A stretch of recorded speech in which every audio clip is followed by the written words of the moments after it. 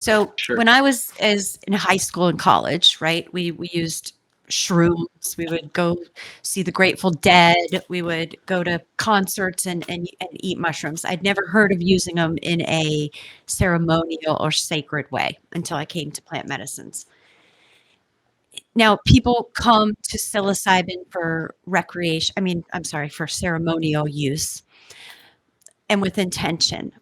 But sometimes I think it's okay for the intention to be, to let loose, to maybe put this aside and just have a good time.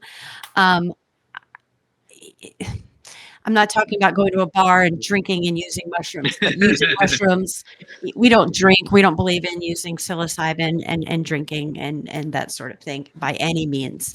But I Yes. don't think a ceremony always has to be dark, deep. We can learn through laughter. We can learn lessons through fun and having music and things like that. So recreationally, going to a bar, eating mushrooms, no. No. But setting the intention of it doesn't have to be just, let's show me healing through light and love is okay too. I agree with that. I do as well. And that's one of the beautiful things about mushrooms. And I have to tell you guys, while I was on my path, like I told you, I was in this motorcycle accident and I suffered from severe PTSD. I didn't know it at the time. I just thought I was like, a little nervous to be in cars. Well, I was really nervous to be in cars, but I would see brake lights and like my whole accident would replay in my head. And, a friend of mine who's a medicine man was like, Jimmy, you got to try psilocybin. And I looked at him like he was dead crazy. I was like, I'm not hallucinating. I don't want any psychedelic hallucinations. People die from this stuff, like all these things that I was programmed, but I went home and I did my research and I was, the efficacy back then, 2014, was huge, even the safety around, mushrooms is huge. Less people go to the hospital for mushrooms than they actually do cannabis. And I was like blown away. Like, I was like, wow, why haven't I heard this before? So I ended up going on this journey that he took me on. And it wasn't a visual deprivation. It was kind of like, just opening up and, experiencing that.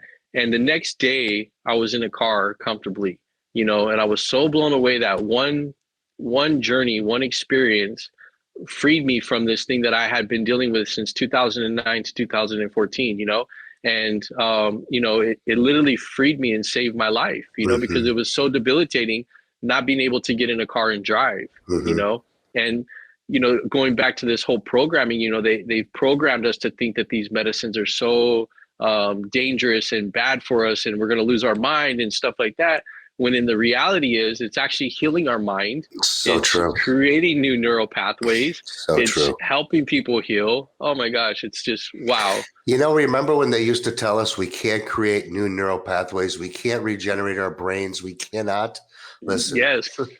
I'm a lot smarter than I was 10 years ago, buddy. 100%. So I know psychedelics is doing me some justice. So, but, yes. It's so funny. We talk about death and we talk about these things, but nobody's ever died from psilocybin, ever. There's not one history or case. And I don't ever think anybody's ever died from cannabis. It's probably really fun. And if I even look at the psychedelic space, I don't think there's too many deaths in that, unless it comes to those ayahuasca experiences where you've lied or a big iboga experience where you've had iboga is a big medicine. I've been in that medicine for 40 hours before. I know what that medicine does, and it's not for the faint of heart.